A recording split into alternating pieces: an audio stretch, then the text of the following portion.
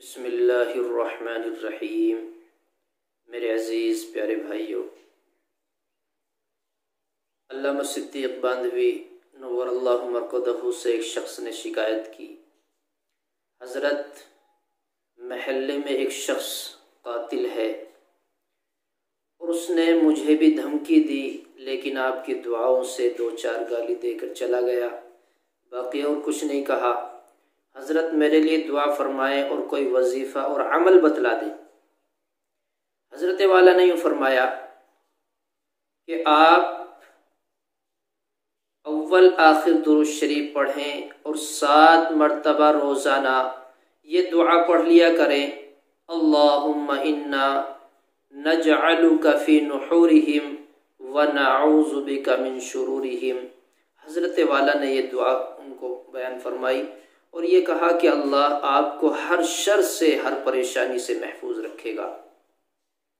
एक शख्स ने और शिकायत की हज़रत वाला से शर और फसाद की, यानी कि कोई भी फितना, कोई भी शरीर आदमी हमको नुकसान पहुंचाना चाहे या किसी भी तरह का फितना फसाद का अंदेशा हो, किसी तरह की अजियत और तकलीफ का खतरा हो, तो हर हाल में, हर वक्त हमें एक अमल ज़रूर कर लेना चाहिए।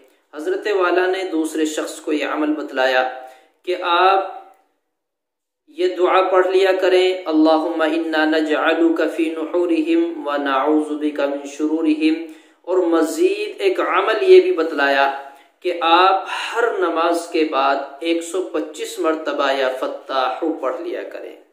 125 मरतबा या फत्ताहु ये पढ़ लिया करें हर नमाज के बाद। कोई भी नुकसानदेह चीज आपको नुकसान नहीं पहुंचा सकती, हर शर से, हर परेशानी से महफूज रहेंगे, हत्ता कि मौत के अलावा कोई भी चीज आपको छू नहीं सकती। इस बात का ख्याल रहे कि आप इसको पाबंदी के साथ, एहतमाम के साथ पढ़ा करें और अल्लाह की ध्यान और तवज्जो से पढ़ें, अल्लाह को हाजिर और नाजिर समझ के पढ़ें, बड़े ध्यान से पढ़ें, मंगता बन के, भिखारी बन के, अपनी ज़रूरत अल्लाह के सामने रख के पढ़ें, अपनी परेशानियां अल्लाह के सामने रख के पढ़ें। इसी तरह बेतवज्जही और लापरवाही से ना पढ़ें।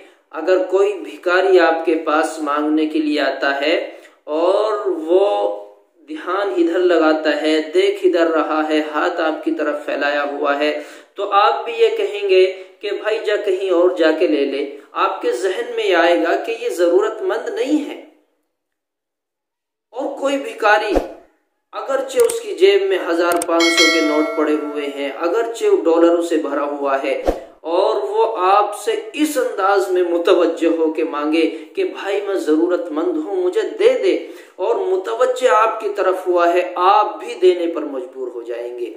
इसलिए मेरे अजीज भाइयों, जब भी हम कोई अमल करें, कोई वजीफा पढ़ें, कोई दुआ पढ़ें, कोई तस्बीह पढ़ें, अल्लाह की तरफ मुतवज्जे होकर ध्यान लगा के पढ़ें, अपनी ज़रूरत अल्लाह के सामने रख के पढ़ें कि मेरे मौला मैं इस वजह से परेशान हूँ, मुझे ये परेशानी है, मेरी ज़रूरत को पूरा कर दे, मेरी परेशानी को दूर कर दे। तो इंशाअल्लाह आपकी ज़रूरत पूरी होगी, आपकी परेशानी दूर हो जाएगी। कोई भी अमल बड़े एहतमाम के साथ किया करें।